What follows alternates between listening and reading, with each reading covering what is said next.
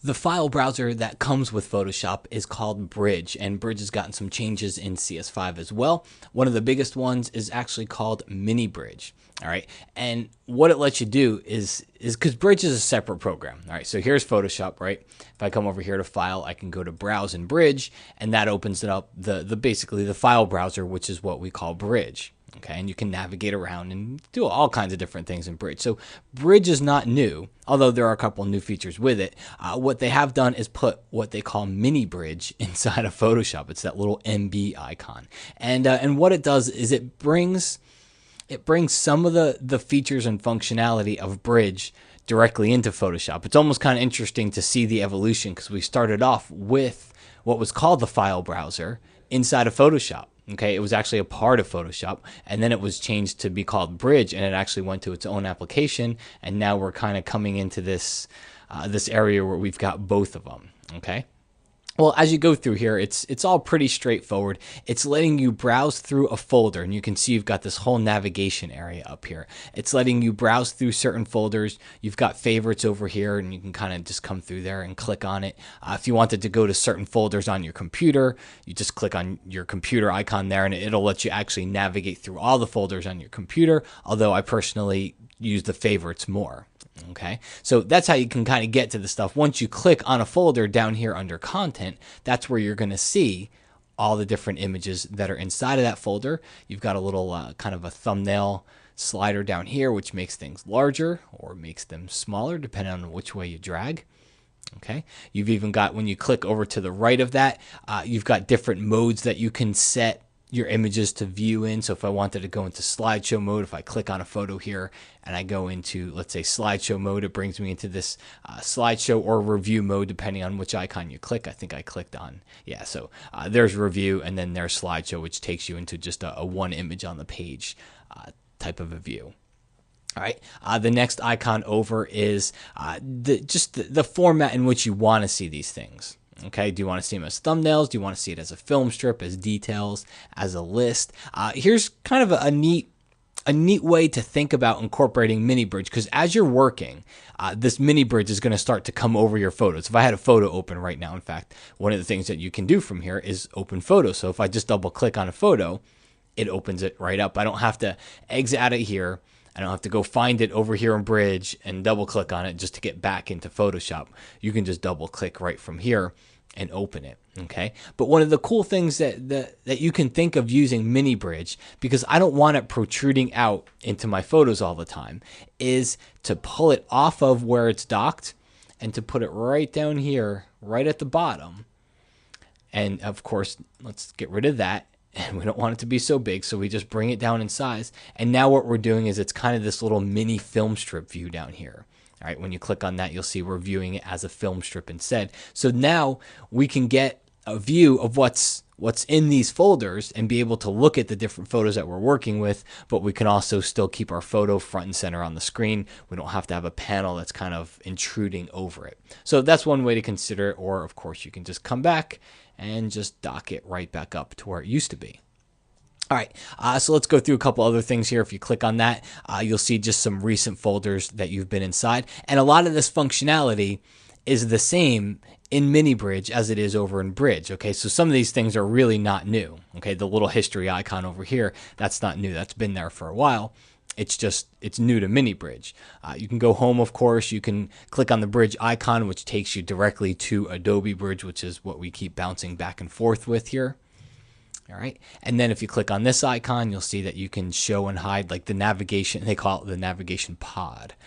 You can show and hide that navigation pod there if it's taking up too much space. If you just want to keep the little thumbnails and the folders as large as you can get rid of that navigation area.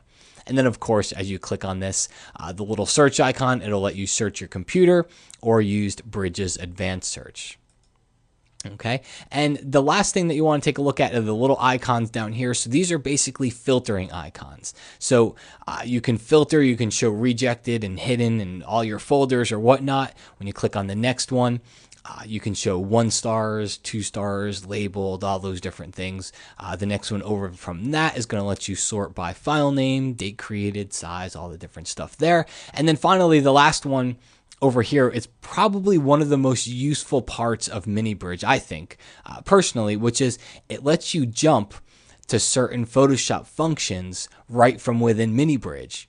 Okay, so if I wanted to batch process or go into image processor or even the new HDR, all right, well, if I've got my photos selected over here in Mini Bridge, I don't have to exit out of here, go into Bridge, come up here to the tools menu, go down to Photoshop, where I have basically the same things. I don't have to do that. I can get straight to it right from here. Just go to Photoshop and I can do my panos. I can do my panos all from within Photoshop now. I don't have to have Bridge to kind of browse them visually and figure it out. So that really helps out as well. So that's your Mini Bridge. I'm going to jump over here to Bridge because there are, in the full version of Bridge, there are a couple of new features here as well. Probably the biggest one, I think, is this whole export panel. Okay, because what this does is this lets you come up with export presets for saving groups of photos. All right, so here's an example. Let's come down here and let's just actually click on one of these guys to open up and add a preset. So you pick a destination, publish to original file locus, publish to a specific, let's original file location. Okay, and then save to a subfolder. We'll just name export panel test is what we'll call it. So that way we can actually find this in a second when we need to. Create unique file names. That's good. Image options, don't resize. Let's actually turn on. Let's turn on constrain to fit, and let's type in 600 here. And that's going to constrain it to fit 600. Resampling, always render full size image quality because these are going to automatically be saved as JPEGs. So we'll just leave that set to a quality of 8. Include your original metadata. Everything's good. We'll call this Matt's preset, and we'll click on save.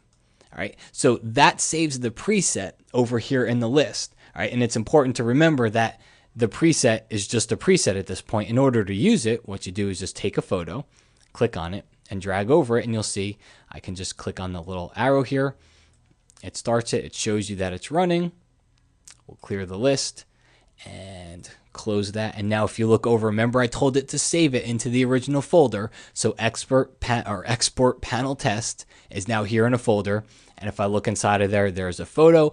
If I look at the size of it, you will indeed see that it was resized and constrained to 600 pixels, which is what I had typed into that list there. All right, so that to me is probably one of the cooler ones because you can save these little presets. If you're constantly saving images to send in an email or put onto the web or something like that, you've got a very quick way to be able to just drag these images right over onto the preset. You don't have to open up dialogues and retype in your settings and things like that. All right, a couple other things here. We have, let's go take a look over here under output to web or PDF.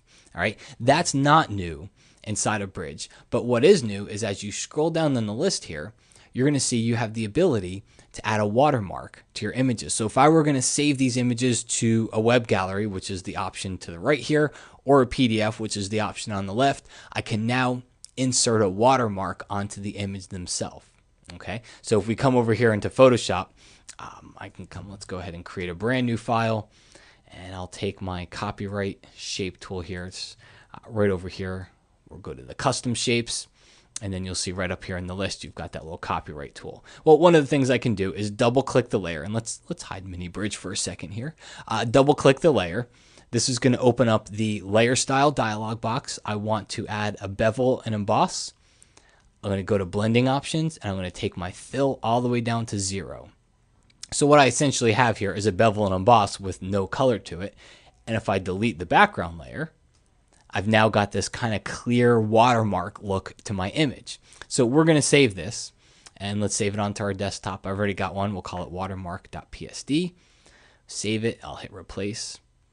We're all good there. Now when I come back over here to Bridge, and inside of that path, I'm just going to click here, and I'm going to just find my watermark PSD file. And Bridge is going to now use that as my watermark. Now, I will say this, I'm working on a beta version of CS5 because you're watching this when it comes out. So it's still a test version. So I'm going to refresh the preview. And for the most part, it usually does pretty good. But as you can see here, it's kind of gotten a little bit funky. So it it's a work in progress, but my guess is by the time you guys get this, it's all going to work very well. And you've got a scale setting over here, opacity, horizontal offset, vertical offset, and every time that you change those things, you just come up here and you can refresh the preview, and that way you'll be able to get a look to see what your watermark's going to look like on the image itself. All right, let's come up here to the window menu, and I'm just going to reset my standard workspaces for a sec.